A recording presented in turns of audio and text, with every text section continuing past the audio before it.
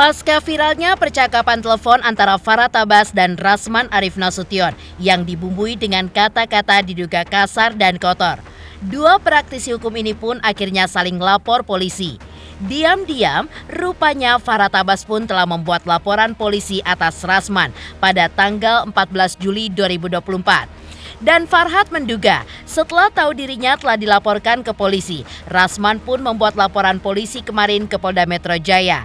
Selain melaporkan Farhat Abbas, Rasman pun juga melaporkan beberapa akun sosial media yang dinilainya telah menghinanya. Lantas, seperti apakah tuduhan dari laporan polisi keduanya? Seperti apa pula keduanya menanggapi atas laporan yang dibuat? Benarkah Farhat pun tidak gentar atas laporan Rasman karena ia didukung ribuan netizen dan juga kuasa hukum Saka Tatal serta Peggy Setiawan? Benarkah pihak Rasman pun mengaku tidak ada ampun untuk Farhat dan juga netizen yang ia tuding telah menghinanya? Pemirsa, bersama Intens Investigasi, kami hadirkan kabar terkini, terpercaya, dan teraktual. Tetapi sebelumnya, jangan lupa untuk like, subscribe, dan juga share channel YouTube ini.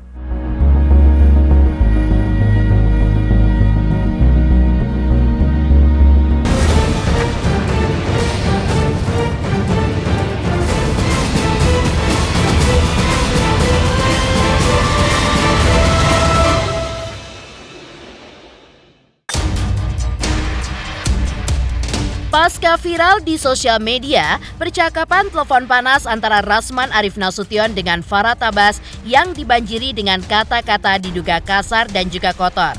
Rasman Arif Nasution kemarin malah mengaku merasa geram dan telah membuat laporan polisi atas Farhat Abbas. Alasannya karena ia tidak terima atas pernyataan Farhat yang sebelumnya menyebut dirinya sebagai mantan advokat saat berdebat di salah satu acara televisi terkait kasus Saka, klien Farhat Abbas yang mengklaim diri sebagai korban salah tangkap dalam kasus kematian Vina dan Eki di Cirebon 8 tahun silam.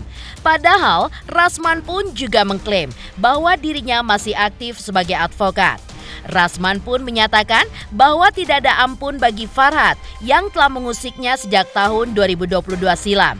Namun, pihak Farhat Abbas yang ditemui tadi malam mengaku tidak menganggap serius laporan Rasman tersebut karena ia didukung oleh ribuan netizen dan juga ribuan pengacara yang berpihak pada Saka Tatal dan Peggy Setiawan.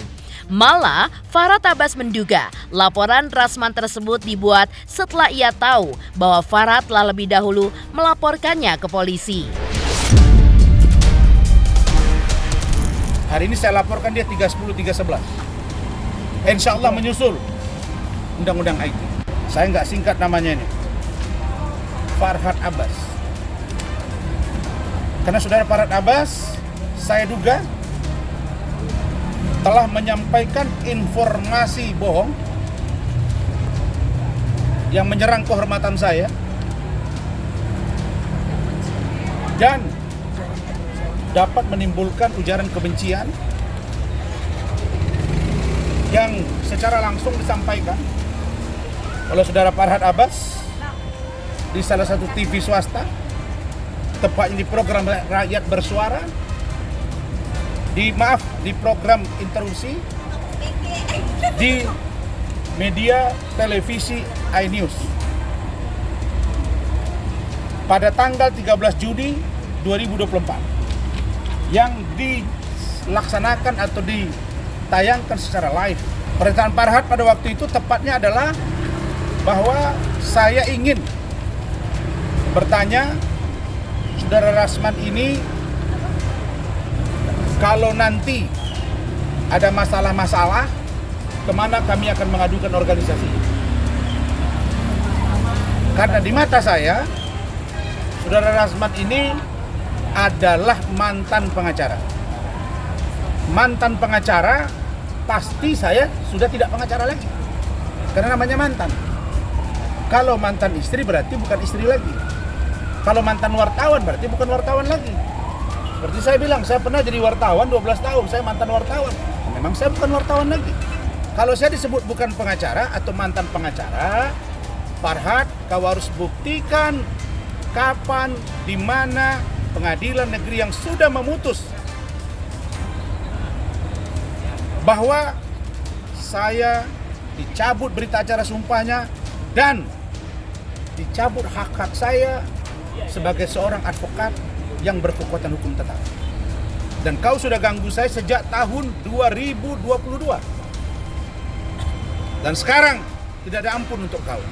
Bukan ngomong kau yang bilang tidak ada ampun. Kau dari dulu udah ganggu saya tapi tidak mempan. Sekarang saya sikat kau. Saya nggak peduli kau siapa. Siapa bapakmu, siapa kakakmu, siapa adekmu. Nothing. Kau nggak ada apa-apanya. Saya akan buktikan ke kau bermasalah hukum berhadapan dengan Rasman. Ya. Saya punya waktu untuk menghadapi kalian gitu. Kita punya ribuan pengacara yang mendukung Saka Tatal dan Peggy. Siap. Dan di belakang saya adalah netizen yang mendukung. Kalau netizen nggak mendukung saya nggak mungkin akan berjuang diganggu kalian ini. Saya akan kuat. Justru karena kekuatan para netizen inilah membuat saya pikir kalian itu hanya masalah sepele gitu, masalah kecil aja. Orang yang sudah kalah taruhan, katanya Peggy kalah, ternyata Peggy menang. Pola perilaku kalian ketika berhadapan dengan kasus yang saya tangani adalah Saka Tatal dan Peggy, pembunuhan Vina. Saya heran orang ini mewakili siapa gitu. Teriak-teriak, bentak-bentak orang, akhirnya kalah. Nah, mulai saat ini saya katakan, kamu kan dulu ngantang taruhan. Kamu adalah pengacara yang kalah, kami yang menang gitu. Kalau sudah kalah, ya diam-diam saja. Jangan banyak bawel. Menanggapi aksi Rasman, Farhad Abbas pun tidak mau kalah. Farhad pun sembari menunjukkan bukti laporan polisi, ia mengumumkan bahwa dirinya pun telah melaporkan Rasman Arif Nasution ke polisi pada tanggal 14 Juni pukul 1:15 dengan tuduhan telah melakukan pidana kejahatan berupa penghinaan, fitnah dan juga pencemaran nama baik. Farhad pun kini mengantongi bukti isi rekaman pembicaraan telepon ketika ia ditelepon oleh diduga Rasman Arif Nasution dan diduga mengucapkan kata-kata kotor kepadanya. Lantas, menanggapi laporan Farhad, Rasman pun mengaku itu salah alamat karena percakapan telepon itu pun bersifat pribadi. Rasman pun memperingatkan Farhad jika ia membocorkan ke publik. Karena itu, Rasman menanggapi enteng laporan Farhad. Sebenarnya saya mau umumkan ya, yang melaporkan Rasman itu adalah saya. Kita melaporkan karena ancaman mulutnya, tantangan, kemudian kalimat-kalimat kotor, kalimat jorok yang disampaikan dia setiap nelpon tuh ngomong-ngomongnya Kak. Dan ini orang ini udah nggak bisa dijaga mulutnya. Jadi penghinaan, fitnah, penghinaan dan pencemaran nama baik yang dilakukan oleh si Rasman ini.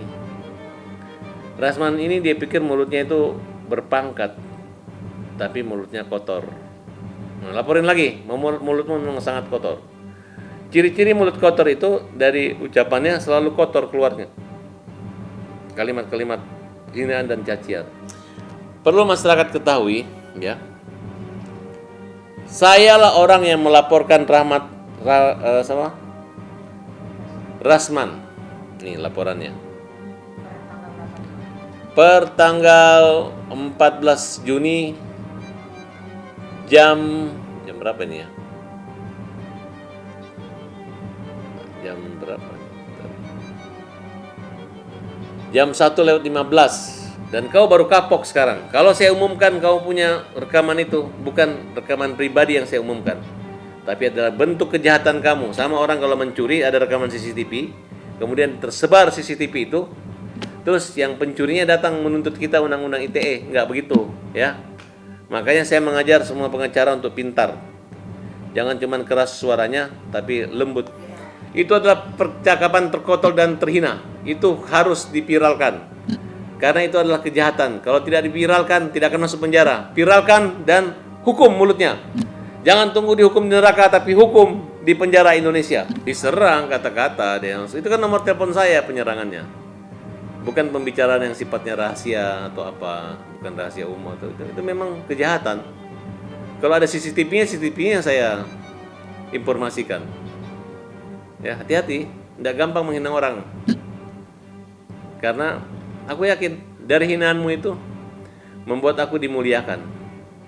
Dan terbalik, justru yang menghina yang hina. Bagaimana ceritanya saya mencemarkan dia? Percakapan telepon saya dengan dia disebar kemana-mana.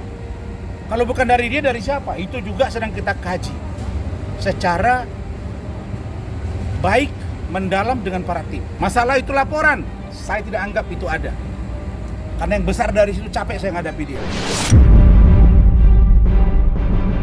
Farhad Abbas menilai bahwa pernyataannya soal Rasman adalah mantan advokat dinilainya sebagai hal yang berdasar. Karena Farhad mengaku bahwa ia menjadi saksi mata dan hadir di persidangan pemecatan Rasman Arif Nasution dari salah satu organisasi advokat yaitu KAI yang menaungi Rasman ketika itu. Karena itulah Farhad pun kini mempertanyakan kepada Rasman organisasi advokat apa yang menaungi Rasman Nasution untuk beracara. Pasalnya, Farhad pun menilai sikap Rasman ketika itu justru tidak gentle. Farhad Abbas pun siap menantang balik Rasman Nasution karena merasa banyak netizen di belakang dirinya yang siap untuk mendukungnya. Lantas, seperti apa pula tanggapan balik Rasman terhadap Farhad? Rasman ini melaporkan pidana, mana LP-nya? Nomor LP-nya mana? Kalian kalau wartawan lihat LP-nya gitu. Dia hanya pengaduan aja karena apa yang dilaporkan dari kalimat-kalimatnya itu ya. Apa yang dilaporkan dari kalimatnya itu ya. Itu tidak berdasar gitu. Karena saya tahu apa yang saya ucapkan pada saat di iNews itu. Saya dengan sopan saya menyatakan kamu ini organisasi advokat yang mana? Bagi saya kamu itu adalah mantan pengacara karena sepengetahuan saya Rasman Arif Nasution sudah dipecat dari KAI. Saya menghadiri rapat pemecatannya. Nah, saya nggak tahu karena waktu itu katanya dia kabur, mengundurkan diri dan masuk organisasi yang lain.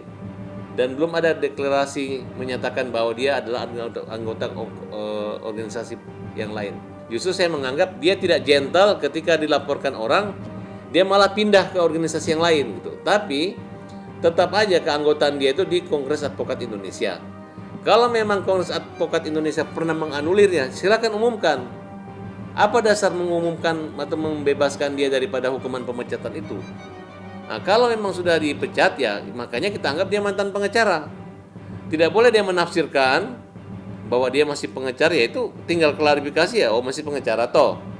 Silakan konferensi pers menyatakan kamu itu bukan mantan pengacara, biar kami tahu gitu. Nah, kemudian panggil ketua organisasi baru menjelaskan bahwa kamu adalah masih pengacara gitu. Ya kan? Nah, kalau tidak mau nanti saya yang gugat. Saya akan gugat kamu karena kamu melaporkan saya gugat dulu bahwa kartu berita acara sumpah kamu itu sudah tidak sah karena pernah dipecat dan tidak pernah ikut ujian ulang lagi menjadi pengacara. Belum ada pengampunan, amnesti, abolisi ataupun rehabilitasi nama. Belum pernah kami dapatkan itu. Kalau udah dipecat ya harus, jangan lagi dibilang saya belum dipecat oleh putusan pengadilan. Enggak, aturan etik pengacara itu ada di organisasi advokat. Ya, bukan berita bohong, nanti akan malu sendiri. Kita juga punya bukti bahwa itu sudah se-Indonesia sudah tahu. Memang dia dipecat, diberhentikan dengan tidak hormat sebagai pengacara. Ya, di Kongres Advokat Indonesia, organisasi dia. Masalah dia lari keluar kemudian ada tiba-tiba masih itu kan berarti kan dia belum menjalani hukuman di sini. Nanti kita gugat ini organisasi yang menerima dia, ya. Makin banyak ngomong kau Farhad, makin saya kejar kau. Ya, saya ingatkan kau. Gak usah kau merasa besar kepala. Saya dapat laporan Farhad menyuruh orang untuk melaporkan saya dengan korbannya dia. Itu di Polres Jakarta Selatan. Saya minta dan kami akan berkirim surat, Mas. Tolong kirim surat ke Kabid Propam Polda Metro Jaya, bila perlu ke Kadif Propam. Saya percaya Pak Kapolda, Pak Irwasum, Pak Irwasda begitu juga dengan Propam akan mampu menangani ini. Kenapa? Syarat utama SOP yang diatur oleh Kapolri yang berlaku di seluruh Polda di Indonesia. jika undang-undang IT itu dilaporkan tidak boleh diwakilkan kepada orang lain. Itu harus orang yang bersangkutan. Kenapa yang melaporkan itu adalah bukan Farhad Abbas? Ini harus ditindak. Inilah kecerobohan polisi yang dia tidak tahu bagaimana menerapkan SOP dan edaran atau aturan baru yang diterbitkan oleh institusi. Karena itu harus diproses orang ini. Tak hanya melaporkan Farhad Abbas, Rasman Arif Nasution pada saat yang bersamaan juga melaporkan beberapa akun sosial media ke Polda Metro Jaya karena dinilai telah menghina, merendahkan, serta mencemarkan nama baiknya. Rasman menjerat akun-akun sosial media tersebut dengan Undang-Undang ITE. Hingga Rasman pun menyebutkan satu persatu akun yang sudah dilaporkan oleh dirinya dan berharap akan segera diproses oleh pihak kepolisian dan berujung di penjara. Harapan yang sama pun juga dilontarkan Rasman untuk Farhad. Namun, gentarkah Farhad Abbas ketika mendengar peringatan dari Rasman? Saya resmi melaporkan beberapa akun. Yang akun tersebut saya lihat sangat menghina, merendahkan harkat dan martabat saya sebagai seorang lawyer profesional, sebagai sebagai suami dari istri saya, sebagai ayah dari anak-anak saya, sebagai adik, abang dari keluarga besar saya, sebagai pimpinan atau leader di kantor hukum saya, sebagai mitra dari sahabat saya seperti Bu Ida. Ini menghina, mencemarkan, dan ini harus dihukum. Saya sebut saja saudara yang memiliki akun, dan ini bisa berkembang. Kalian ingat saya laporkan akun Instagramnya saudara Denny Syariesta. Sekarang tersangka dan bentar lagi disidangkan. Hati-hati. Pemilik akun Aji.Saka.99 Akang.ADY95 atau Adai. Kemudian akun ini apa istilahnya? @mamatikmat @brudin.dopin K8 Putra Official 35 dan beberapa akun lainnya yang sangat tidak elok memposting korban, disamakan dengan memposting saya, disamakan dengan kera, disamakan dengan kodok, disamakan dengan babi, disamakan dengan anjing, dan berita kematian korban dengan kalimat semoga amal ibadah yang diterima di sisinya dan menjadi penghuni neraka jahanam selamanya. Ini yang harus kita dengar, netizen yang disebut-sebut ini. Netizen yang menghina orang, netizen yang memaki orang dengan suka-suka. Hei kalian-kalian, dan kalian pikir saya gentar sama kalian? Ini contoh barang, dan ini harus lanjut sampai ke muka persidangan dan dihukum.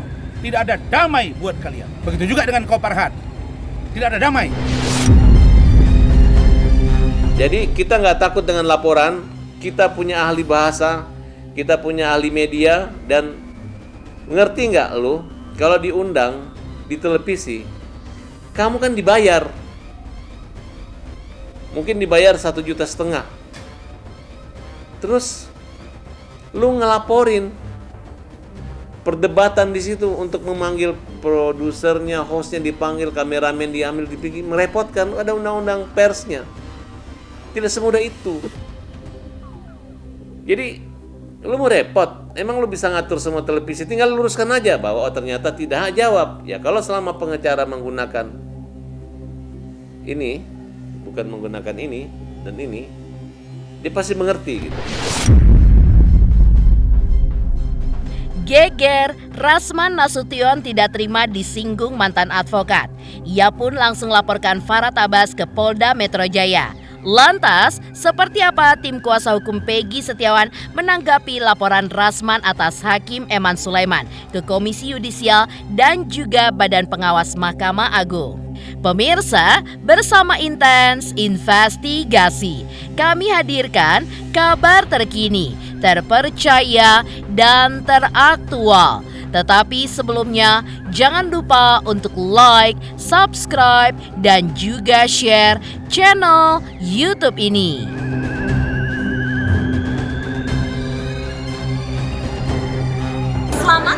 intens investigasi karena sudah mencapai 3 juta subscribers di YouTube. Sukses selalu and all the best!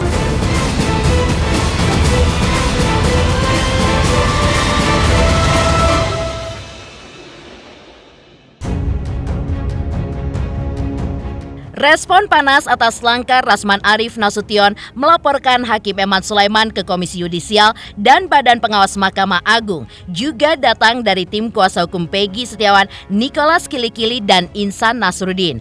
Menurut mereka, langkah Rasman tersebut dinilai sebagai langkah keliru.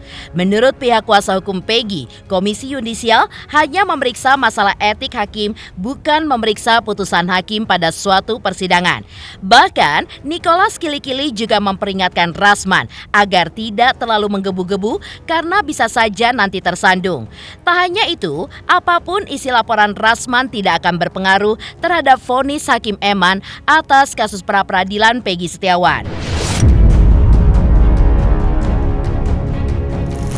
Soal Rasman Nasution mau melaporkan Eman Sulaiman, ulang-ulang saya sudah katakan bahwa Hakim Eman Sulaiman ini hakim yang turun dari surga. Ini malaikat yang turun dari surga datang ke Pengadilan Negeri Jawa Barat, dipakai untuk memutuskan perkara ini. Saya sudah bilang bahwa dia sudah menjalankan tugasnya dengan baik, secara objektif, adil, jujur, dan transparan. Nah, harusnya semangat keadilan itu harus dijaga, harus dipelihara. Jangan kita matikan. Ini ngawur. Saya mau bilang bahwa ini ngawur. Terus kemudian mau lapor ke Sudah dilapor. Ke komisi. Dia lapor ke Komisi Yudisial. Ini saya pikir ini hal yang keliru. Komisi Yudisial itu hanya dia mengawasi dan dia melakukan memeriksa etik, hanya memeriksa etik, bukan soal putusan. Kalau soal putusan, katakanlah dia kena etik, saya kira laporan Rasman ke sana juga, ke Komisi Yudisial juga keliru, karena Komisi Yudisial Hakim KY itu hanya memeriksa etik, bukan soal putusan. Saya pikir adik saya Rasman Nasution ini jangan terlalu menggebu-gebu, karena orang biasa kalau selalu menggebu-gebu ini nanti kesandung, jatuh susah bangun. Saya pastikan itu. Ini berat, saya bilang. Ini bisa, sekali lagi saya bilang, ini bisa demo berjilid-jilid di Republik ini. Niko dan Insan juga merespon tindakan Rasman yang membahas tentang tato milik Peggy Setiawan saat tampil di suatu acara televisi yang dinilai tim kuasa hukum Peggy Setiawan merupakan upaya pembunuhan karakter terhadap Peggy yang notabene hanya lulusan SMP. Apalagi kondisi Peggy Setiawan ketika itu baru saja keluar dari penjara.